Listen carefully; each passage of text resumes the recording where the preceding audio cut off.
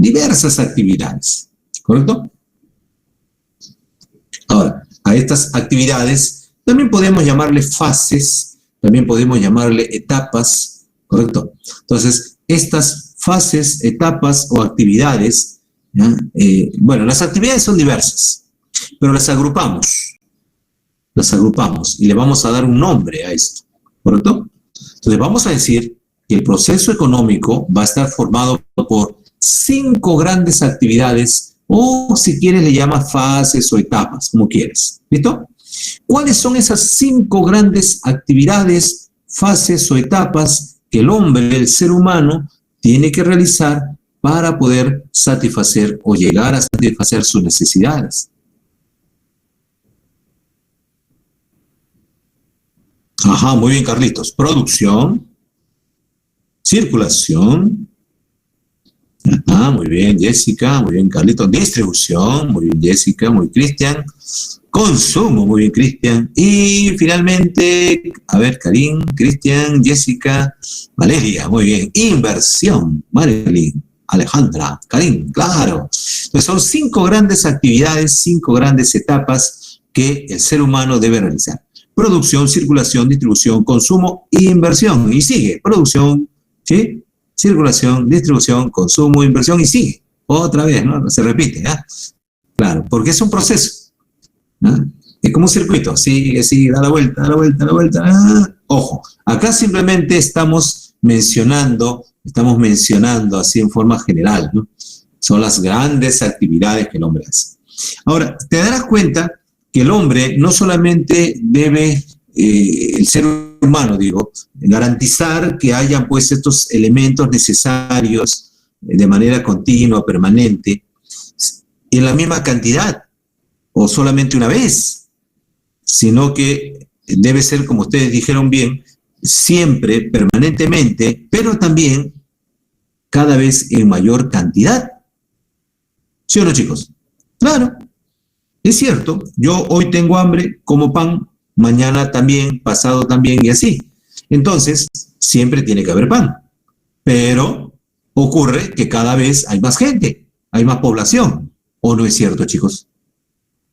Tú que sabes algo de historia, ¿cuántos éramos hace 50 años? Hace 100 años, hace 1000 años.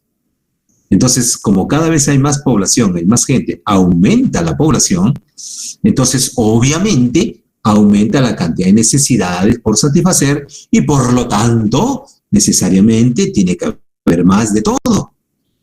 Así es, mi querido Carlitos, tiene que haber más de todo. O sea, el ser humano se obliga cada vez a generar una mayor cantidad de productos. Simplemente por el hecho de que hay más población, pues chicos, más gente, hay que darle más a la gente. La gente quiere más, quiere más. ¿Te das cuenta? Caray. O sea, no es tan sencillo esto, ¿eh? Listo, muy bien, muchachos. Entonces vamos ahora a entrar a ver cada una de estas etapitas de manera simple, obviamente, de manera sencilla. El tema que nos corresponde es desarrollar el proceso económico. Vamos a ver cada una de esas etapitas brevemente y luego desarrollar un poquito más acerca del tema de producción y el tema de circulación, ampliarlo un poquito al final, ¿correcto? Entonces vamos a entrar aquí, chicos. Como siempre, ya sabes, pregunta lo que quieras, no hay problema, lo que desees, ¿no? Estos temas son amplísimos, ¿no? Una barbaridad. Primera etapa del proceso se llama la producción.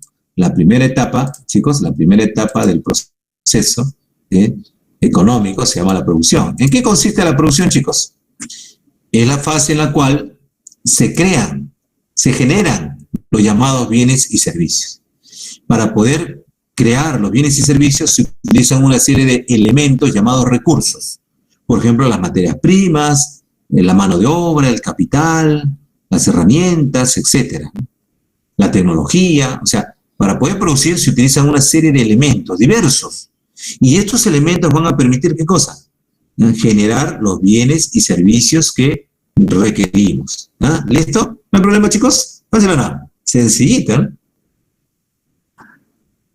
Correcto. No te olvides, mi querido Carlitos, siempre que se habla de producción es simplemente crear, generar. En este momento, por ejemplo, se está produciendo un servicio. O sea, aquí el colegio o la academia o la universidad te está generando un servicio. Cuando subes a un microbús, te están dando un servicio. Cuando un policía está dando vueltas por ahí cuidando la cuadra, está dando un servicio. Cuando te vas al cine, te dan un servicio. No te olvides que un servicio es una actividad.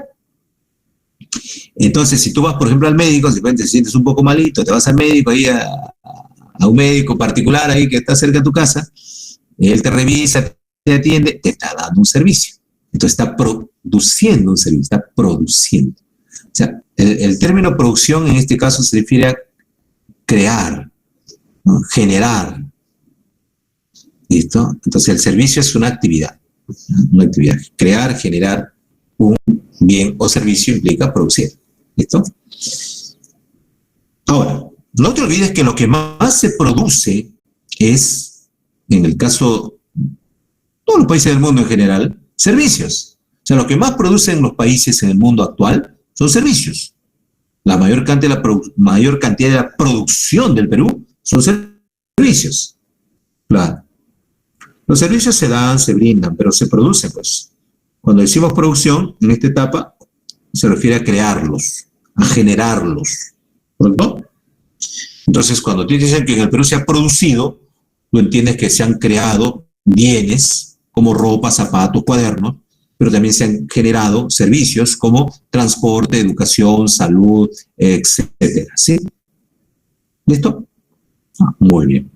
No te olvides que estamos siempre en economía, siempre hay que tener cuidado con esos términos porque nos podrían por ahí a veces generar ciertas pequeñas confusiones. Muy bien, chicos, entonces para producir hay que utilizar una serie de elementos. Ahora, escúchame, la producción, chicos, es la etapa, si te preguntaran esto, ¿no? ¿Cuál es la etapa más importante del proceso económico? Nos preguntó San Marcos en su examen de admisión de hace unos años. Entonces, chicos, muy bien, Carlitos, la etapa más importante del proceso económico es la producción. Así me quería Xiomini, Anita, Alejandra, William. Pero señor, ¿y las demás?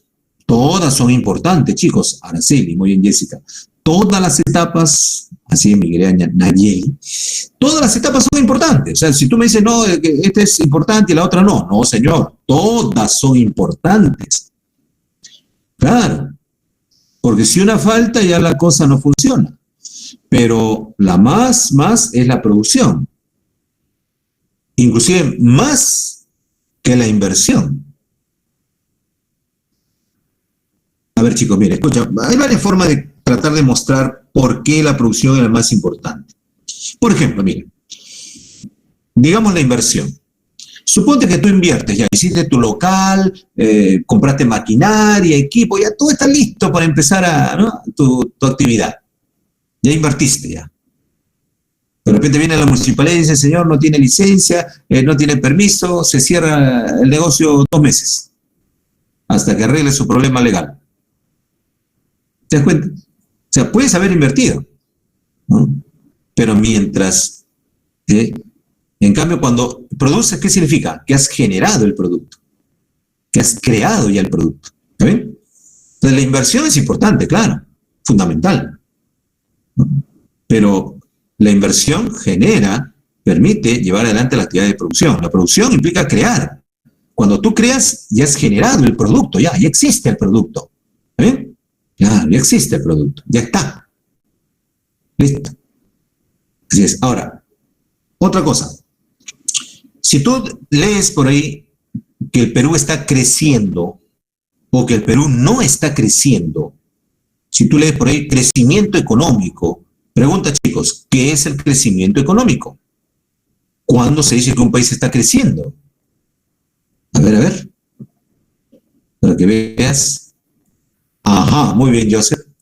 Cuando aumenta la producción. Muy bien, Andreita. Muy bien, Carlitos. Ajá, excelente, Carlitos. Muy bien, Jessica. La producción de un país, considerando los productos finales, o sea, la producción solo de productos finales, ya sean bienes y servicios, se llama PBI. ¿Se acuerdan qué es el PBI? Muy bien, Valeria, claro, cuando la producción aumenta. Producto Bruto Interno. El término o la expresión Producto Bruto Interno se refiere al valor de lo que se ha producido dentro de un país.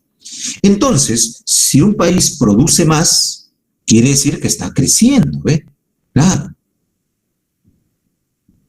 O sea, el crecimiento económico, cuando tú escuchas, por ejemplo, este año, ¿qué ha pasado este año?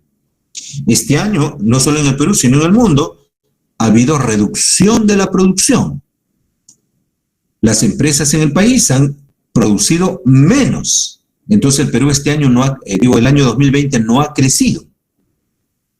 El año 2020 el Perú ha decrecido.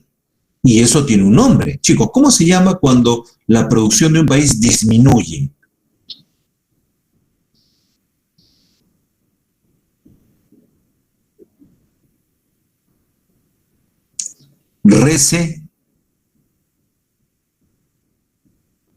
Se llama recesión. Ese Carlito, casi. La recesión. Entonces tú vas a leer por ahí que el Perú y todos los países del mundo están en recesión. ¿Por qué, señor? Porque han reducido su producción, nada más. Pero tan importante, mi querido Nilo, deflación es cuando reduce el nivel de precios de la economía. Inflación es cuando aumenta el nivel de precios de la economía. Inflación, deflación, aumento de los precios, deflación, reducción de los precios de la economía o del nivel general de precios, ¿no? Entonces, la recesión, ¿sí?, es lo contrario al crecimiento. Ahora la pregunta es, chicos, ¿y por qué es importante el crecimiento? Total, bueno, pues se redujo la producción. No, pues, date cuenta, chicos, si reduce la producción, ¿cuál sería el problema? Si reduce la producción, hay menos trabajo para la gente. Si reduce la producción, hay menos productos. Si reduce la producción, hay menos para comprar. Baja el ingreso. Muy bien, Carlitos. Lógico. Las empresas producen menos, ganan menos los empresarios. Como ganan menos, están, ¿no?, así un poco reacios. Dicen, caray, no se gana bien, entonces podría invertir menos, pues no hay plata. La deflación como consecuencia de una recesión podría, pero es poco probable, porque una deflación implica una reducción de los precios. Y cuando hay una recesión, lo que ocurre es que hay una reducción de la producción, digamos que los productos escasean. Y cuando los productos escasean, aumenta su precio, ¿no? Aumenta su precio. Entonces, claro, podría de repente alguna posibilidad, por ahí alguna situación especial que llevara a que una recesión genere deflación, ¿no? Podría pasar, como ocurrió en Estados Unidos en 1929, por ejemplo, ¿no? Claro, en 1929, como Nilo nos recuerda en el crack del 29, había recesión y deflación. ¿Por qué? Porque la crisis del 29, del crack, ¿no?, de la caída de la bolsa de Wall Street, se generó por exceso de producción. Es decir, se generó demasiada producción. Llegó un momento en que había demasiada producción y entonces las empresas no podían vender. Como no podían vender, comenzaron a despedir trabajadores, los trabajadores se quedaron sin dinero, la bolsa de valores cayó, el precio de las acciones cayó, la gente que tenía su plata invertida en la bolsa de valores perdió su dinero, y entonces, digamos, habían productos en el mercado, pero nadie compraba, pues. Nadie compraba, como dicen, ¿no? Entonces, a pesar que los precios bajaban, no se recuperaba la economía. Ahí el problema era que faltaba dinero o algo que permita que la gente pueda comprar. Y justamente la política del presidente, ¿no?, Roosevelt fue justamente eso, comenzar a gastar, dar dinero, plata a la gente para que comiencen a comprar, ¿no? Claro. Pero en los años 70, en 1973, se presenta una nueva crisis. Y esta crisis es una crisis inflacionaria, donde los precios suben.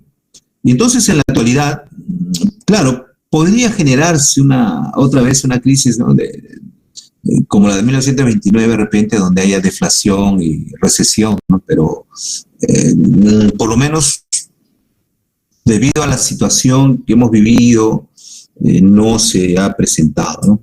Ha surgido una nueva forma de crisis, que es la estanflación, o sea, recesión con inflación. Pero sí, como les decía, ¿no? O sea, puede pasar, ¿no? Puede pasar. Lo que ocurre es que en la actualidad las políticas para mejorar la economía son políticas de gasto. Entonces, cuando se gasta plata, aumenta el gasto, se gasta más dinero, suben los precios. Y eso es el problema, ¿no? Entonces, pero como le digo, ¿no? En economía puede pasar, ¿no? O sea, puede ocurrir que una situación que, digamos, entre comillas, no es normal en la realidad actual, pueda presentarse si se dan las condiciones, ¿sí?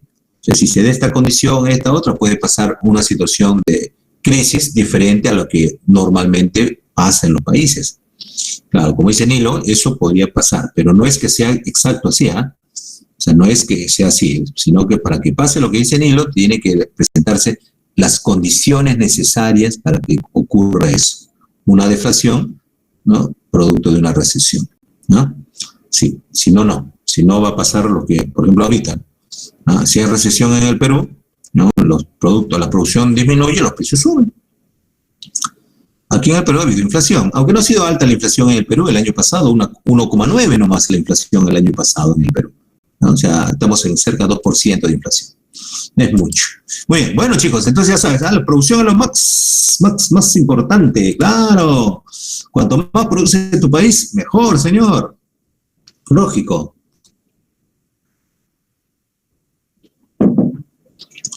¿Por qué? Porque si tú produces más como país, quiere decir que estás generando más riqueza. Escucha, escucha. Cuando un país produce más, cuando un país tiene un alto PBI, cuando aumenta su producción año tras año, significa que está produciendo más bienes y servicios. Esos bienes y servicios tienen un valor en dinero, ¿sí o no? Entonces podríamos afirmar que cuando un país produce más, está siendo cada vez más rico. Aumenta la riqueza. Chicos, y si aumenta la riqueza, eso significa que habrá más para todos, ¿o no? Claro, obvio. ¿Te das cuenta? Entonces, para que un país sea rico, no decimos simplemente que tenga más recursos naturales, no, no, no. Decimos que produzca más. Y si produce más, hay más para todos. Ojo, no digo que haya más igual para todos, más y todos reciban igualito, un poco más. No, no, no. Algunos recibirán un poquito más, otros más o menos más, otros bastante más y otros enormemente más. ¿No es cierto? Porque así es la realidad, así es la vida. La distribución de la riqueza no es igual. Pero aún así, todos tienen la posibilidad de recibir un poco más. Porque si un país crece, produce más, por ejemplo, tiene la posibilidad el empresario de invertir y abrir un nuevo negocio, un nuevo local y darle trabajo a aquellos que están buscando empleo, por ejemplo. ¿Te das cuenta? Si el país produce más, las empresas, las personas producen, compran, consumen y pagan más impuestos. El gobierno, al tener más impuestos, puede crear mejores colegios, mejores universidades, mejores servicios. ¿Te das cuenta? Puede ayudar mejor a los pobres. De repente siempre hay gente que puede estar en mala condición, pero si el gobierno tiene más plata, puede darle más ayuda, ayudar mejor a los pobres. ¿Te das cuenta? Incluso puede crear, ¿no? Trabajo para ellos a través de programas sociales de trabajo. Lógico, ¿te das cuenta? Entonces, por eso el crecimiento es tan importante, por eso la producción es la base. Algunos dicen, señor, pero la inversión. Claro, la inversión es importante, o sea, yo no he dicho que no. Yo no he dicho que la inversión no es importante, pero la producción es fundamental, porque la producción implica la creación del producto. ¿Te das cuenta? Generar el producto. No es lo mismo tener todo lo necesario para producir el pan que tener ya el pan listo, ¿sí o no? ¿Está bien? ¿Te das cuenta? Ya tengo todo, señor, para hacer el pan, ya está listo para hacerlo. Sí, pero todavía no está hecho. Está ya está la máquina, la herramienta, todo ya, nada, solo falta bajar la palanquita para que empiece la producción. Sí, pero todavía no está. Pero una vez que ya está hecho el pancito, ya listo para el disfrute, para venderlo, para comerlo, ¿te das cuenta? Son importantes las dos cosas, pero la producción es más. ¿Ah? Bueno, Esa es mi forma de verlo, aunque quizá algunos puedan tener otra forma de explicarlo y fundamentar otra cosa. Pero San Marcos, mi querida alma mater, nos dice que la producción es lo más importante. Y chicos, y cuando producimos, vas a ver que la producción es bien, se ha hecho cada vez más y más compleja, ¿no? Acá, por ejemplo, nos han enviado un videito ahí para relajarnos un poquito. Un videito muy bonito, la verdad, muy bonito el videito.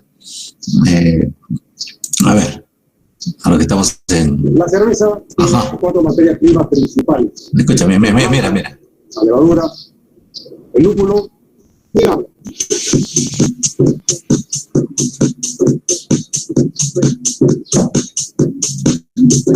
La malta es un grano que se procesa y viene de la cebada, es decir, la cebada crece en el campo, la llevamos a una maltería, en la maltería obtenemos la malta. Nosotros tenemos que moler la malta. La etapa en donde nosotros mezclamos la malta con el agua, malta molida, es cocimiento, es la sala de cocimiento. Lo que estamos viendo acá son nuestras ollas. Nosotros en nuestro lenguaje la llamamos pailas. Pailas de maceración. El resultante de la maceración vamos a llamarlo mosto. Vamos a tener que incluir el mosto y vamos a adicionar la tercera materia prima, el lúpulo, que es la planta que le da el amargo y aroma característico a las marcas. Un especialista en lúpulo, agarra el lúpulo y sabe si el lúpulo es bueno. El proceso se completa en 8 horas, 8 a 10 horas dependiendo de las masas. Luego del proceso de cocimiento sigue el proceso de fermentación y es aquí donde adicionamos nosotros la levadura.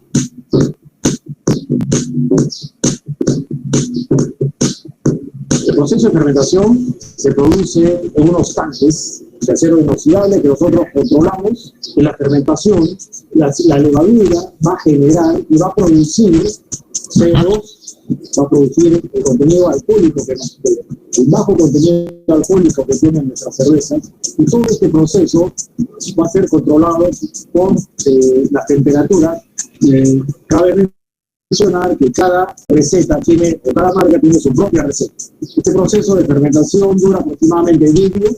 Concluido el proceso de fermentación, tenemos unos tanques especiales donde vamos a madurar la cerveza. Vamos a reducir la temperatura a menos 1.5 grados Celsius para nosotros comenzar a fijar los sabores y aromas del producto cerveza. Después de 4 días, concluimos con el proceso de maduración.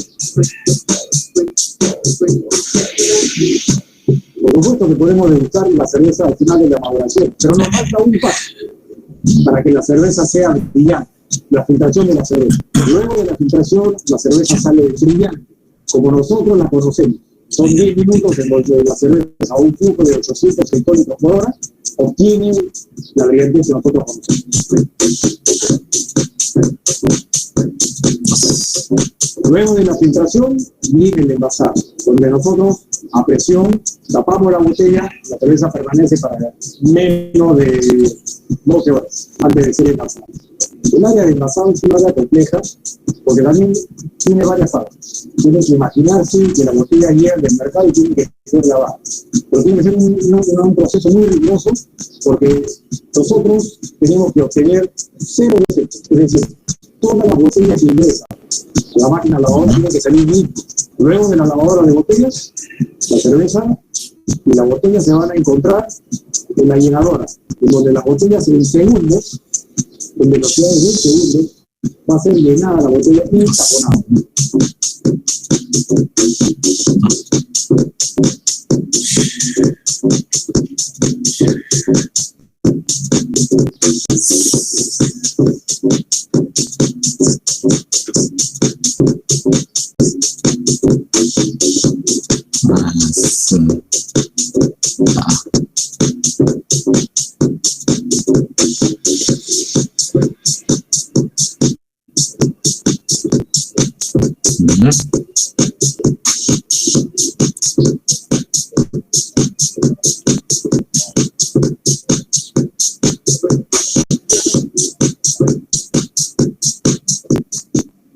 Así es, chicos, ¿ves?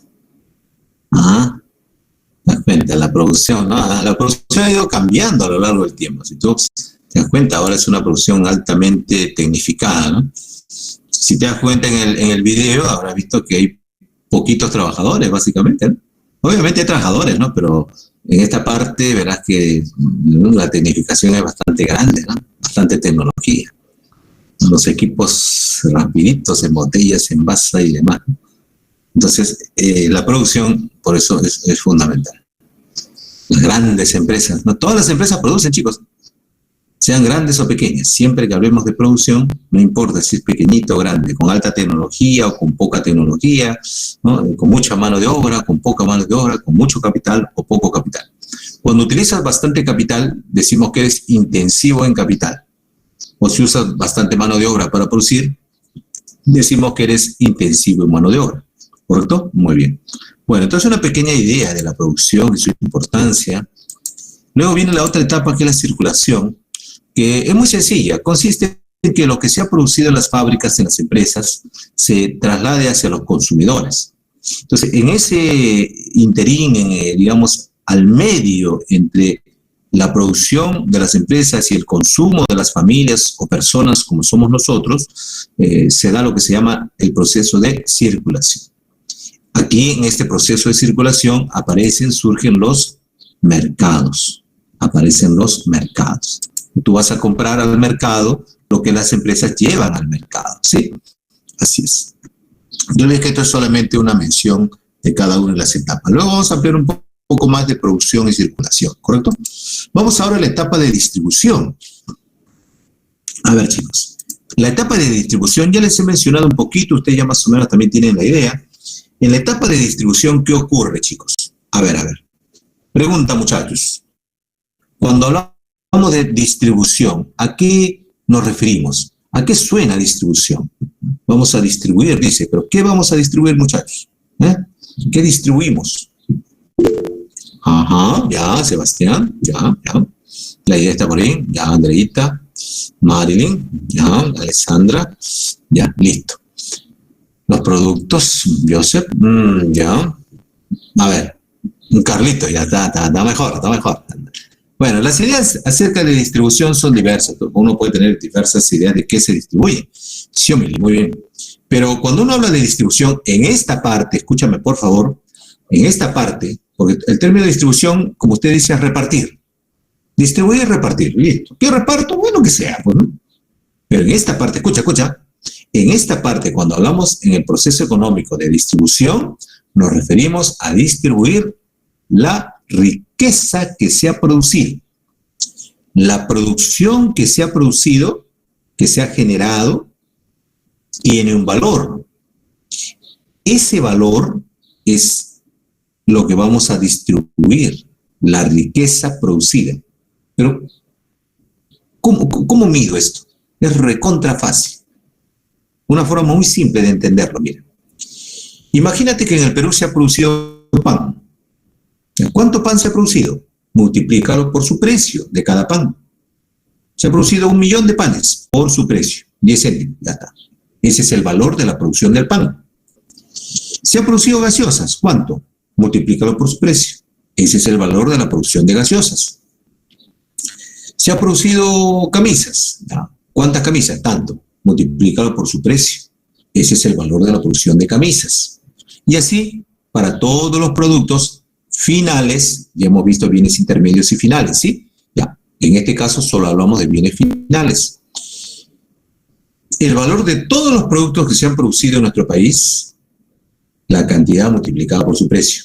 Suma todo, suma, y ese es el valor de la producción del país, que se llama el PBI, o Producto Bruto Interno, como ustedes también habían señalado. Ese valor es el que se va a repartir. Pero, ¿entre quiénes o a quiénes se le va a repartir? Bueno, se le va a repartir a aquellos que han ayudado a producirlo. ¿Correcto? Chicos, ¿quiénes son los que ayudan a producir los bienes, los servicios en nuestro país? O sea, ¿quiénes participan en la producción de los bienes y servicios en nuestro país? ¿Quién es? ¿Quiénes son?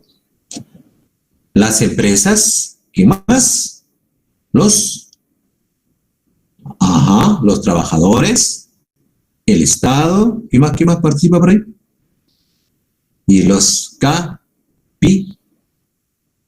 capitalistas, el mano de obra, los trabajadores, el capital. Así es, muy bien, excelente.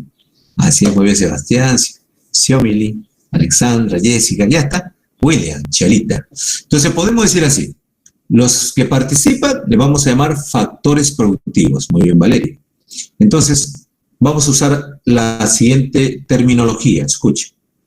Empresas o empresa, capital, trabajo, naturaleza, o sea, los propietarios de recursos naturales, y Estado. Esos son los 5 factores productivos.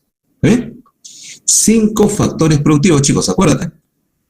Naturaleza, trabajo, capital, empresa, Estado. ¿Listo? Cuando digo naturaleza me refiero a los recursos naturales, pero propiedad de alguien, porque a alguien hay que pagarles, ¿sí o no? Cuando hablo de capital, factor capital, me refiero al capital, pero alguien es su dueño, a alguien le vamos a pagar por su capital. Cuando digo trabajo, igual, me refiero a los trabajadores, porque a alguien le vamos a pagar por su trabajo. Igual empresa, la empresa, pero la empresa es propiedad de alguien, hay que pagarle al dueño de la empresa. ¿Sí? Y el Estado, bueno, el Estado ya sabe que es algo más general, ¿no? Como una organización, pero ahí también están las autoridades, que son las que reciben el pago, ¿cierto? Por ejemplo, la SUNAT, por ejemplo, las municipalidades, bueno, ¿eh? Ya, listo. Entonces, cada uno de estos factores va a participar de una u otra manera. Pero mira cómo es la idea primero, ¿eh? Escucha. Lo primero es así, la riqueza, la producción que se ha generado en el país, se va a repartir a los 4 factores siguientes. Una parte a las empresas o a la empresa, otra parte al trabajo, a los trabajadores, otra parte al capital, o sea, a los capitalistas, y otra parte a la naturaleza o tierra, o sea, a los dueños de los recursos naturales. ¿Está bien? A ellos 4 primero. ¿Está bien, chicos? ¿No hay problema en eso? ¿A ellos 4? ¿Listo? Ya está. ¿Y el Estado? A ver, ¿cómo participa el Estado, chicos? Porque él también recibe una parte de la riqueza, pero ¿cómo? ¿Qué hace? El Estado dice, muy bien, señor, sí me quería Alessandra, Andreita, claro. El Estado dice, señor capitalista, a ver, una parte de lo que has ganado, me lo das a mí, para mí. Señor trabajador, una parte de lo que has ganado, para mí. Señor empresario, una parte de lo que ganaste, para mí. Señor dueño de la tierra, ¿verdad? Una parte de lo que ganaste, para mí. O sea, el gobierno, el Estado participa, como ustedes bien dicen, cobrando impuestos. En términos simples sería que le quita a cada uno de los que participaron, le quita un pedacito. Una parte de lo que gana el capitalista, se lo quita el Estado. Una parte de lo que gana el empresario, se lo quita el Estado. Una parte de lo que usted y yo ganamos por nuestro trabajo, nos quita el Estado. Y así, el Estado nos quita. Ahora, claro, nos quita de diversas formas. Una forma, por ejemplo, es directo, ¿no? Señor, a ver, ¿cuánto has ganado? Está impuesto a la renta. Pero otra forma es a través, por ejemplo, del consumo. Yo, por ejemplo, pago mis impuestos, pero cuando voy a comprar, muy bien, Alexandra, también ahí me están cobrando. ¿Ves? Claro, me está cobrando el Estado. O sea, no solo me cobra por lo que yo gano directamente en plata, me dice, has ganado 10.000 soles al mes, muy bien, dame 2.000 para mí, sino que el gobierno, aparte de eso, todavía cada vez que voy a comprar algo, me cobra IGB, Impuesto General a las Ventas, o si es un producto suntuario, gaseosa o cerveza, como vimos en el video, ¿no? O electricidad, ¿no? Me cobra de repente algún impuesto adicional, ¿no? Si es suntuario el producto, me cobra impuesto selectivo al consumo, si es gasolina, me cobra impuesto al rodaje, o sea, hay una serie de impuestos más. Aparte me cobra por tener mi casa, ¿no? Me cuesta impuesto al patrimonio, impuesto predial por tener mi casa, ¿no? Por tener mi terreno, ¿te das cuenta? O sea, nos cobra impuestos de diversas formas. Pero bueno, entonces la idea es esa, ¿ya, chicos? La riqueza primero a los 4 factores. Trabajo, capital, naturaleza, empresa. Y luego aparece el Estado y le quita a todos un pedacito, con el nombre de tributos o impuestos. Listo. Ahora, cada uno de esos factores, chicos, participa en la economía, en la actividad productiva.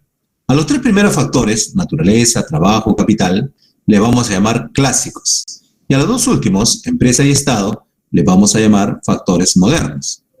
Los factores clásicos, naturaleza, trabajo y capital, los podemos también separar de acuerdo a criterio. Por ejemplo, naturaleza es pasivo. Trabajo es un factor activo. Capital es un factor auxiliar. ¿Por qué la naturaleza es un factor pasivo? Porque la naturaleza necesita del hombre, requiere de la participación del hombre para que el recurso natural se convierta en algo que nos permita satisfacer nuestra necesidad efectivamente. Imagínate que tú necesitas una silla, una mesa en tu casa. La silla y la mesa la hacemos de madera. La naturaleza nos brinda un árbol, pero ese árbol no se va a convertir en silla o mesa, a menos que intervenga, ¿qué cosa, chicos? La mano humana, la mano del hombre. Intervenga el ser humano con su trabajo y convierte el árbol en la silla, en la mano de obra. ¿Sabes? Así es, ¿te das cuenta? Por eso es pasivo. La naturaleza, no te olvides, es la fuente de los recursos naturales. Los recursos naturales pueden ser renovables o no renovables. Son renovables, por ejemplo, los árboles, los bosques. Se pueden usar y luego sembrar y otra vez pueden haber árboles. Y son no renovables, por ejemplo, el petróleo, ¿no? Extraemos el petróleo, se acaba, ya no hay, no lo podemos volver a producir. Ahora, en cuanto al trabajo, el trabajo es la actividad económica, física, mental que realiza el hombre para producir. Es una actividad física y mental. El trabajo es un factor activo, porque es el factor transformador, es el factor que puede cambiar la realidad. Chicos, un país puede ser muy rico en recursos naturales, como lo es Perú, como lo es Brasil, como lo es Bolivia, Ecuador, Venezuela, Colombia. Y sin embargo, ser un país donde la población económicamente no vive en buenas condiciones. Por ejemplo, Perú, ya te comentaba en la semana anterior, ¿cuándo es que se considera que un país, bueno, en el caso peruano, ¿no? ¿Cuándo es que se considera que una persona es pobre? Entonces, aquí en el Perú, según las mediciones del propio gobierno, ni siquiera para decir alguien que critica al gobierno, que esté en contra del gobierno, para ser considerado pobre, se consideraba para el año 2019-20 352 soles al mes de ingreso. O sea, una persona que recibe 352 soles ya no es pobre. Si recibe menos, es pobre. Pues, bueno, eso es lo que dice el gobierno, es su forma de medir la pobreza. Entonces, ¿te das cuenta? Entonces, la situación es, ¿por qué un país que tiene pocos recursos naturales como Japón o Singapur, en cambio sí son países ricos, donde la gente tiene altísimo nivel de vida, altísimo nivel de ingreso? Ojo, a veces la gente tiene esta idea, ¿no? Dice, bueno, en el Perú se gana una cierta cantidad de dinero y en Estados Unidos o en Japón o en Alemania se gana más. Ah, sí, dice la gente, ¿no? Pero es que allá las cosas cuestan más. Es cierto. Un alquiler en Perú te puede costar, ¿qué te digo? 1,000 soles, $300 por ahí. En Estados Unidos no encuentras un alquiler de $300, bueno. O en Japón, peor. En Francia, ni hablar, ¿no? En París, ni hablar. Un alquiler de un departamento, ¿no? Para vivir. Cuesta muchísimo más allá. Pero ocurre que si nosotros medimos, en economía, para evitar esta confusión, este problema, se usa lo que se llama, apúntalo si quieres, puedes buscarlo para que lo estudies mejor y lo profundices, se llama paridad de poder adquisitivo. La paridad de poder adquisitivo. ¿Ah? Entonces, yo digo, si yo gano $1 en Perú, o gano $1 en Japón, o gano $1 en Alemania o en Estados Unidos, ¿dónde compro más? Seguramente en Perú. Entonces, $1 en Perú tiene más poder adquisitivo que $1 en Alemania. ¿Está bien? ¿Te das cuenta? Entonces, yo puedo comparar. Si yo gano $1,000 en Perú, con esos $1.000 puedo hacer y comprar más que lo que compra un japonés con $1.000 en su país. Entonces, usando este criterio, se mide lo que se llama la paridad de poder adquisitivo. Y, por ejemplo, ocurre que Perú tiene una capacidad de poder adquisitivo de nuestro ingreso, en promedio, equivalente a $12.000 por ahí. $12.000.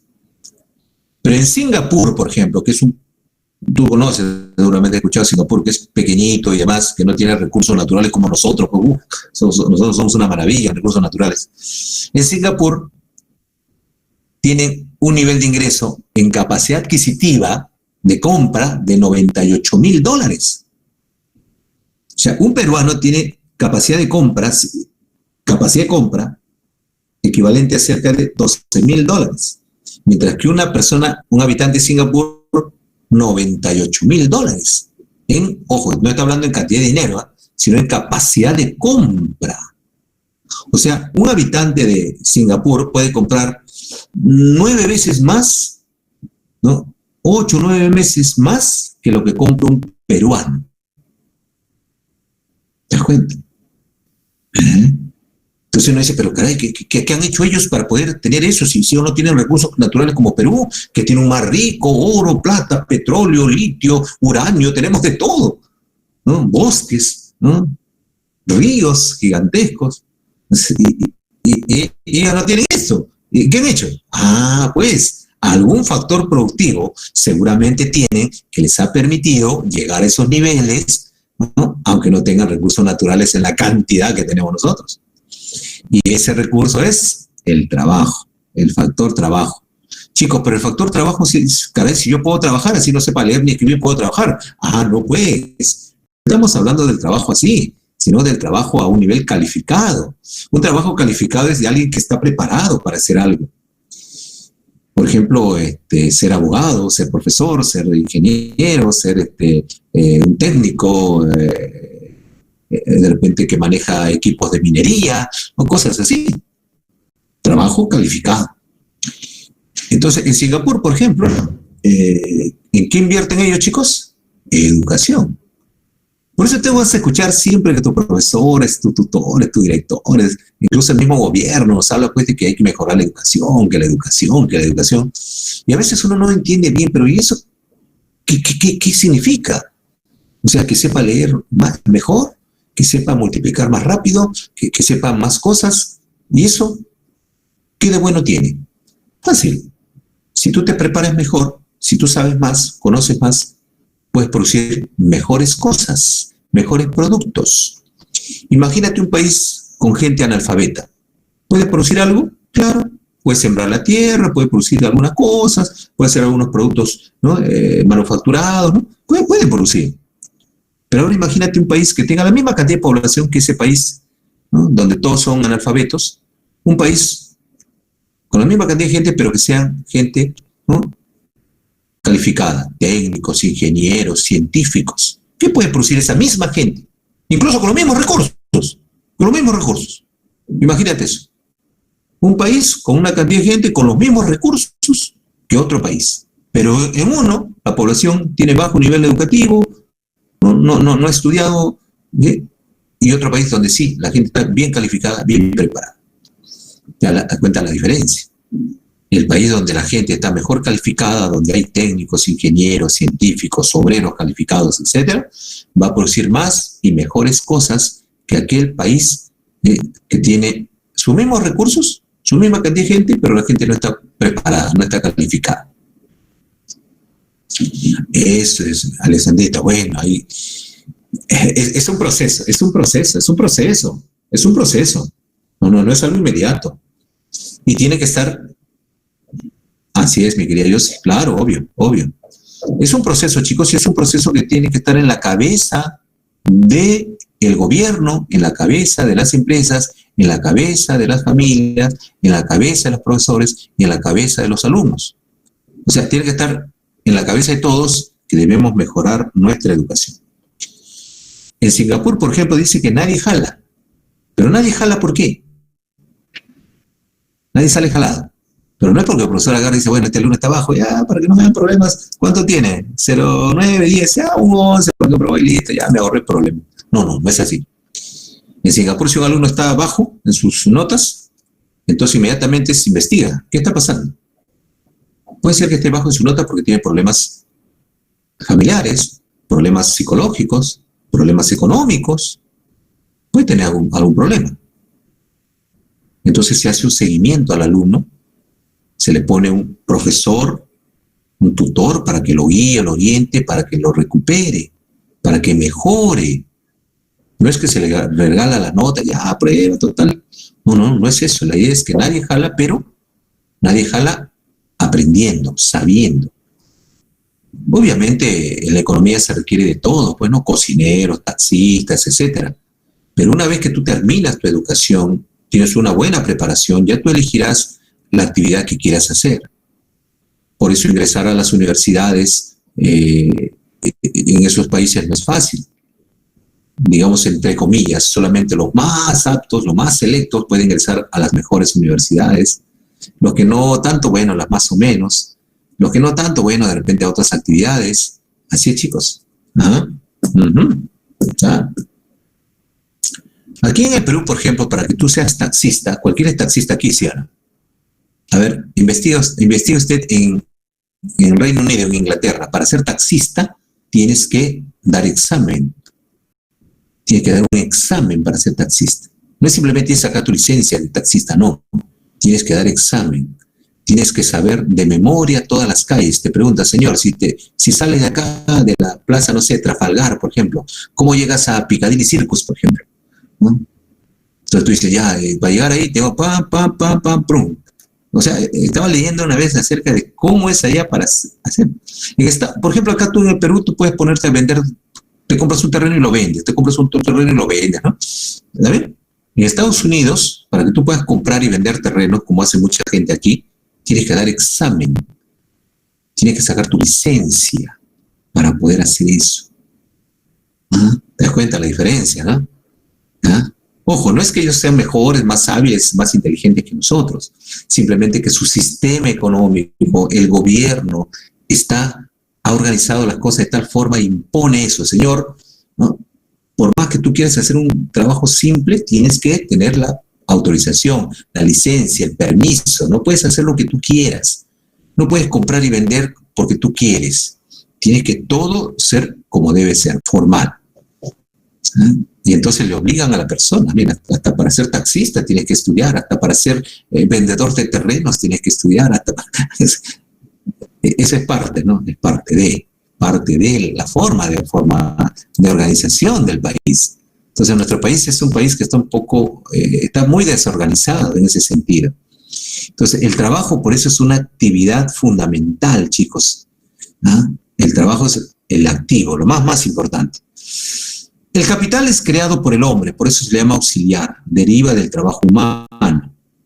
En cambio, el trabajo y la naturaleza son factores originarios porque existen sin que el hombre lo cree. O sea, tú puedes trabajar así tú no estudies, no trabajes, no conozcas teorías económicas o físicas o biología, tú puedes trabajar en cualquier cosa. Pues, ¿no? O sea, el trabajo es una actividad, pero conforme tú estudias más y te preparas, el trabajo que realizas es mucho mejor. Te va a permitir generar más riqueza, mejor riqueza para tu país. Y ahorita vamos a ver algo que está relacionado con esto también. Ya, la empresa organiza. Escucha, el empresario es el que organiza. Alguna vez que tú tengas tu empresa, ¿quién va a decidir qué vas a producir? ¿Cómo vas a producir? ¿El trabajador? No, tú eres el empresario. Tú decides, señor, vamos a producir esto. Vamos a vender así, a este precio. Vamos a contratar tanto de gente. Todo. Tú decides, organizas qué, cómo, cuánto, dónde, para quién, etcétera. Tú decides como empresario. La empresa es la unidad productiva, pero está representada por el dueño, el empresario, el que dirige la empresa. En algunos casos, el que dirige la empresa, obviamente no va a ser el dueño, sino que va a ser una persona nombrada para que administre, que va a ser el gerente. Entonces puede ser el propio dueño de la empresa el que maneja y administra, como pasa en las empresas pequeñas, o puede ser personas calificadas que tienen mucha experiencia o conocimientos, y entonces como gerentes, directores, dirigen una empresa. Pero al final, ellos no pueden hacer lo que quieran, tienen que hacer lo que diga el dueño. Los dueños son los que dan los lineamientos de cómo la empresa va a actuar. El Estado regula mediante leyes. Chicos, a ver, si yo quiero poner un negocio, me he comprado un terreno, ¿puedo poner cualquier negocio que a mí se me ocurra? Por ejemplo, me compré un terreno grandote junto a un colegio. ¿Puedo poner una fábrica de cemento ahí? No puedo. Una discoteca junto a un colegio. No puedo. Pero señor, es mi terreno, es mi propiedad. ¿No? Mi querido Joseph, claro, para hacer un negocio necesitas permiso, muy bien. O sea, para cualquier negocio legal, ¿eh? Estamos hablando de lo legal, porque aquí en el Perú a veces uno dice eso, pero dice, caray, total, no, pues si nadie cumple, no agarras ese negocio y se acabó, ¿no? Me quedé alzada, sí, eso está mal, claro, está mal, debe cerrar ese negocio, ¿no? Esa discoteca. La ley establece que no puede haber una discoteca o un bar a menos de 150 metros de un colegio, o sea, 1,5 cuadras por allá. Señor, así tiene que ser. Eso es lo legal. Entonces, cuando tú ves cosas como esta, dices, pero señor, ¿y por qué no se respeta eso? ¿Quién tiene la culpa ahí? Gobierno. ¿Por qué gobierno? Porque es el que controla, pues. Por ahí una compañera decía, fiscaliza. Justamente, fiscaliza. Que se cumplan las leyes. O sea, si la ley dice que no se puede producir, vender o hacer este negocio en tal lugar o en tales zonas o junto a algún lugar, un colegio, una guardería, entonces la pregunta es, ¿y por qué sí ocurre? Entonces, ¿quién tiene la culpa? El fiscalizador, el regulador, el controlador. Yo no. Yo soy el dueño de la empresa y me pongo donde yo quiero. Pero si la ley dice que no puedo y yo no lo respeto, debe venir la sanción. Así es. Ese es el problema. Ese es el problema, chicos. Ese es el problema, ¿no? El Estado no cumple bien a veces su función de regulador y de fiscalizador. La fiscalización está relacionada a que se cumpla la ley. Si no, ¿para qué leyes, pues? ¿Ah? Pero bueno, muchachos, así es, ¿no?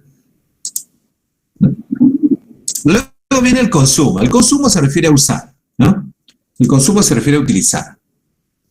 Mi querida Alessandra. No todas, pero sí, sí, bastante, ¿no? Nos hemos acostumbrado a que bueno, las pasamos porque sabemos que podemos arreglar. Una arregladita por ahí, una coimita, un cohecho, un soborno, ¿no? O somos amigos ahí del presidente, del ministro, del alcalde, del regidor, y ahí nos apoyan y al final, ¿no? No queda en nada pues la sanción. Así es. Sí. Las zonas urbanas tienen límites, los distritos tienen límites en cuanto a la cantidad de tamaño de los edificios. Y hay algunos pues que no respetan eso. Ha habido varios casos, ¿no? En algunos sí. La municipalidad al ver eso les ha ordenado que destruyan pues el piso o los pisos que están de más. Pero en otros, ¿qué ha pasado? Que la empresa ha tenido tanto poder que ha ido a la municipalidad y la municipalidad ha cambiado, ¿no? Antes eran de 3 pisos máximo, ¿no? Ahora son 6. ¿Listo? ¿Lo arreglo? Cambia. Cambia, ¿no? Bueno, no entremos ya a discutir eso, chicos, si no nos pasamos ahí discutiendo que haremos tantas cosas que hay acá que hay que cambiar, ¿no? El consumo, chicos, se refiere a usar, utilizar, ¿no? Y cuando nosotros consumimos, nos referimos a que adquirimos elementos para utilizar, por ejemplo, ropa, zapatos, cuadernos, comida, etc. Y lo que nosotros podemos consumir, es decir, adquirir para comprar, para consumir, para utilizar, depende de mi ingreso, pues, ¿sí o no, chicos? Si yo gano más, tengo más ingresos, puedo consumir más. Si ingreso menos, tengo menos ingresos, puedo consumir menos. Entonces, los ingresos están relacionados con el nivel de consumo. Más ingreso, más consumo. ¿Correcto, chicos? Ya está. Ahora, imagínate que yo tengo ingresos por 1,000 soles y gasto, compro cosas por 800 soles. Entonces me sobra una parte de mi ingreso. ¿Cómo se llama esa parte? Ahorro. Entonces el ahorro es muy simple. Es igual al ingreso que tú tienes de dinero menos lo que gastas, o sea, menos lo que consumes, menos lo que has adquirido para tu satisfacción, ¿ya?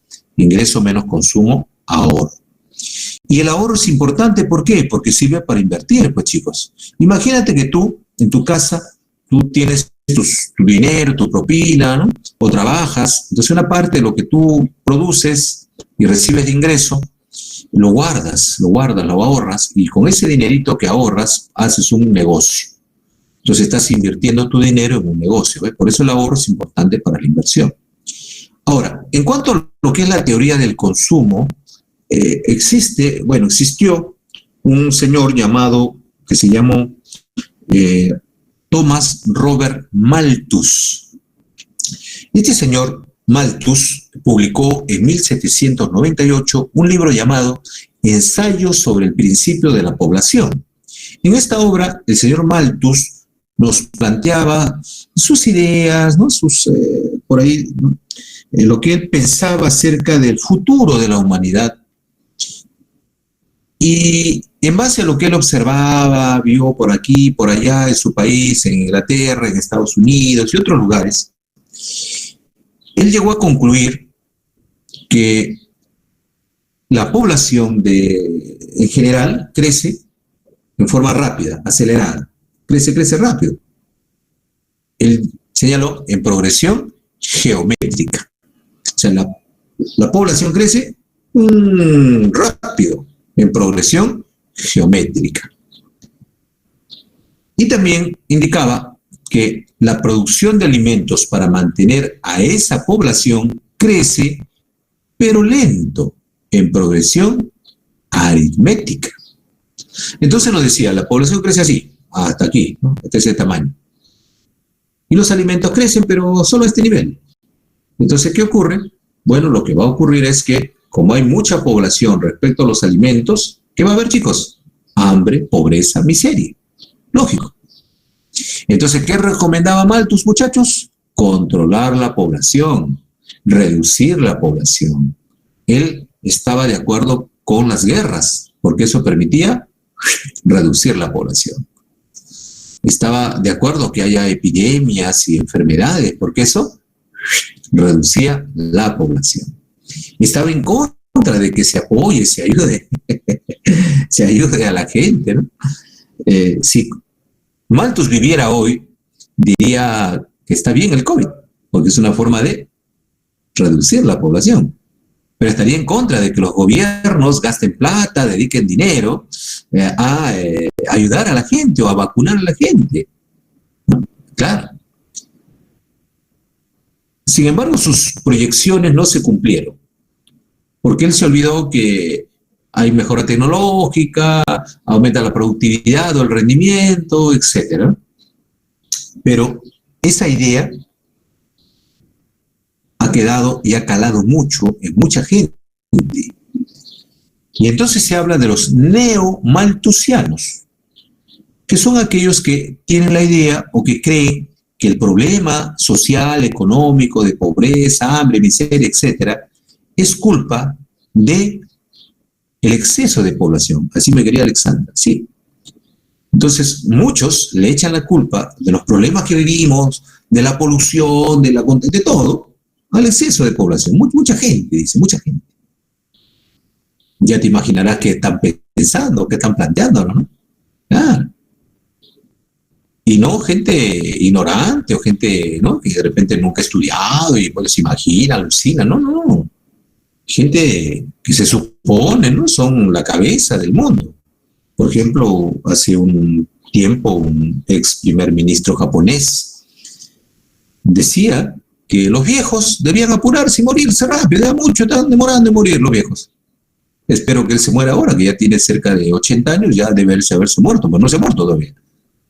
O la ex directora gerente del Fondo Monetario Internacional, Christine Lagarde, decía lo mismo, que hay muchos ancianos y que si siguen habiendo muchos ancianos y viviendo tanto tiempo, eso va a generar un problema mundial, un problema económico mundial. Otros, como Bill Gates, el famoso fundador de Microsoft, también él y otras gente, ricas, millonarios, también tienen esa idea. Búscalo por internet. ¿No? Tienen esa idea de que hay que reducir la población. Sí, pues. Algunos creen justamente eso, ¿no? Que, bueno, que esta enfermedad y quizá en el futuro otras tienen como objetivo justamente eso, ir reduciendo la población, ir empobreciendo a la gente, ir reduciendo poco a poco la población mundial y afectando sobre todo a los más, digamos, que tienen, como dicen ustedes también, son más proclives a la enfermedad, ¿no? No sabemos si será cierto o no. Claro, o sea, son ideas que tiene esta gente. Reducir la población mundial, ¿no? Tipo Thanos. Un chasquido y adiós, la mitad del mundo se fue. Entonces, según algunos, pues, al reducir la cantidad de la población mundial, lo que ocurriría es que tendríamos más recursos, habría menos gente. Sin embargo, los estudios demuestran que si la población va a seguir aumentando, la cantidad de población que el mundo, entre comillas, aguanta, resiste, sería entre 9, 10 mil millones, quizás hasta 11 mil millones de personas en el mundo. Ahorita somos 7.700 millones de personas, ¿verdad? Chicos, somos más de 7.700 millones de personas actualmente. Y sigue creciendo la población, cada día aumenta la población. Entonces la idea es que se llegue a un nivel, sí, mi querida Alexandra, pero la verdad que no es tanto realmente, ¿no? No es tanto la cantidad de personas que han muerto. Según lo que yo sé, lo que he visto en internet, lo que he investigado, la cantidad de muertos actualmente es un poquito más de 2 millones de muertos por el COVID. 2 millones de muertos. Pero si tú lo comparas con la cantidad de muertes que genera la gripe o que genera, por ejemplo, los ataques al corazón o lo que genera la diabetes, ¿no? Y ciertamente no es tan grande la cantidad de muertos. Obviamente es una lástima, una pena que mueran, ¿no? Pero si uno lo compara con otros no es tanto. Claro, podría ser, si tú crees en la teoría de la conspiración, podría uno suponer que, bueno, solamente es un avance, ¿no? Están como probando a ver qué tal, ¿no? De repente de acá a un par de años nos sacan otra cepa de otra enfermedad y ahí mueren más, ya no mueren 2 millones, sino 20.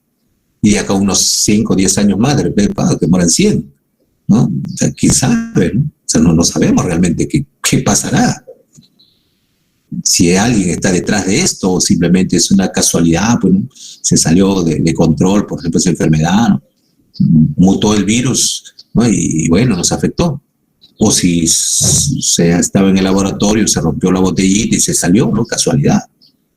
O de repente sí, pues nos han implantado por ahí para que nos vayamos acostumbrados, entre comillas, a estas enfermedades como pandemias, y en el futuro de repente por ahí pues alguien tiene ese deseo maquiavélico de reducir la población a como dé lugar y se genere una enfermedad que realmente sí mate gente en cantidades enormes, ¿no? Claro, es que puede pasar, no sabemos realmente, solamente podemos nosotros imaginar cuál será la verdad de esto, ¿no? ¿Cuál será? ¿Casualidad, algo natural, generado al propósito? ¿Con qué objetivos? Claro, conversar de eso es bien, ¿no? Es bien amplio, pues no sabemos realmente, podemos llegar a imaginar tantas cosas. Bueno, sigamos. La siguiente etapa, chicos, es la inversión. La inversión consiste simplemente en utilizar el ahorro, escucha, el ahorro, o sea, lo que no has gastado para volver, ¿no?, a realizar una producción o para financiar una nueva producción, ¿ya? La inversión puede ser nacional cuando es hecha por ejemplo, peruanos o extranjera, ¿no? Por ejemplo, en el Perú, inversión nacional, Plaza Vea, que es propiedad del grupo de Interbank, o inversión extranjera, puede ser, por ejemplo, Saga Falabella, ¿no?, que es chilena, ¿sí? O Sounder, que es del grupo México, o bueno, etcétera, ¿no? Nestlé, que es de Suiza, ¿no? O Macro, que es holandesa, ¿no? Bueno, etcétera. Y también puede ser entonces, no te olvides, ¿no? La inversión se refiere a la adquisición de equipos, máquinas, herramientas, etcétera, que permitan llevar adelante la producción, ¿correcto? Esa es la idea, ¿no? Creo que no hay mucho problema en eso, ¿no? Chicos, entonces la inversión es importante, claro, pues, ¿no? Ah, bueno, hay empresas pequeñas, bueno, no pequeñas, pero hay empresas que son grandes, pero no porque el local o el negocio sea grande, sino porque tienen muchos negocios. Por ejemplo, el famoso Starbucks o Starbucks. Tú ves la tiendita que tiene, si tú ves solo una tiendita de Starbucks, es una empresa pequeña, ¿sí o no? Es pequeña. Pero Starbucks no tiene una tiendita, pues. Tiene miles de tiendas. ¿Sí o no? Miles de tiendas, ¿no? Claro. Entonces tú juntas todo lo que ganan cada una de esas pequeñas tienditas o negocios y vas a encontrar que ganan millones. Claro, ese es otro caso. En cambio tú ves, por ejemplo, Saga Falabella, ¿no? Tremendo local. Ya, bueno, ahí como ven. O la cervecera Bacus, ¿no? Que no es peruana tampoco. Bacus no es peruana. No, a veces hablábamos del Bacus, pero no es peruana. Inca Kola tampoco es peruana. Alguna vez fue peruana, pero ya no es peruana.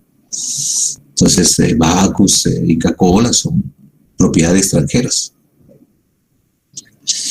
Mi querida Alessandrita, sí, pues, es propiedad ¿no? de la empresa InBev, que es la empresa de cerveza más grande del mundo, ¿no? Inca Kola es propiedad del grupo Arca y de Coca-Cola. O sea, la empresa Coca-Cola y el grupo Arca son los propietarios de Inca Kola. El grupo Arca es, claro, nosotros vendimos Inca Kola al grupo Arca de México. Es un grupo de empresarios mexicanos.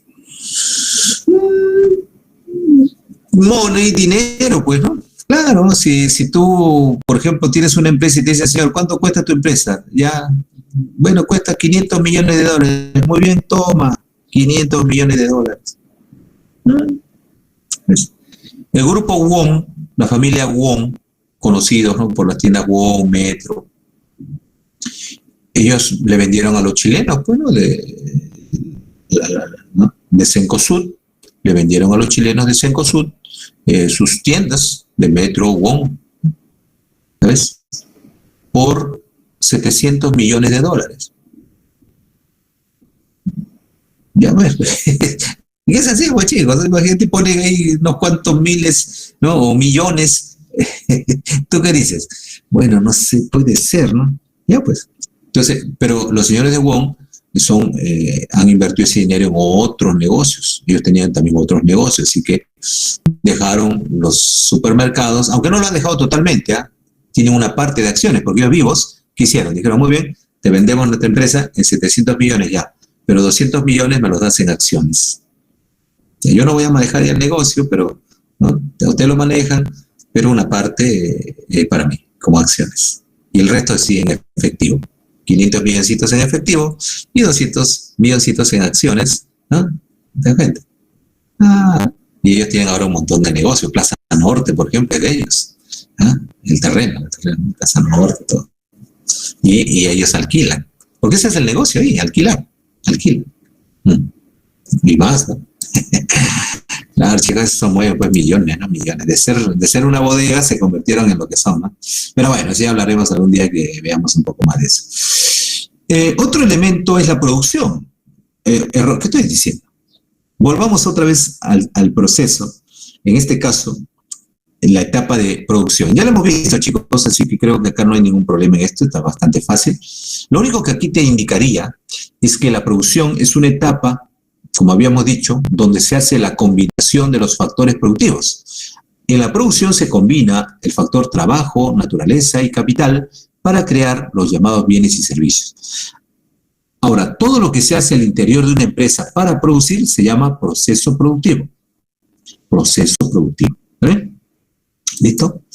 Ahora, en cuanto a lo que es los factores productivos, encontramos, por ejemplo, al trabajo. Ya hemos visto. Chicos, pero no te olvides, en cuanto al trabajo, en el Perú, a partir de 14 años hacia adelante, 14 años hacia adelante, se considera que tú eres una persona que ya está en la edad de trabajar, ¿correcto? A partir de 14 años, ¿eh? 14 años. Si tú cumples 14 años hoy día, legalmente ya estás en la edad de trabajar. Estás en la edad de trabajar.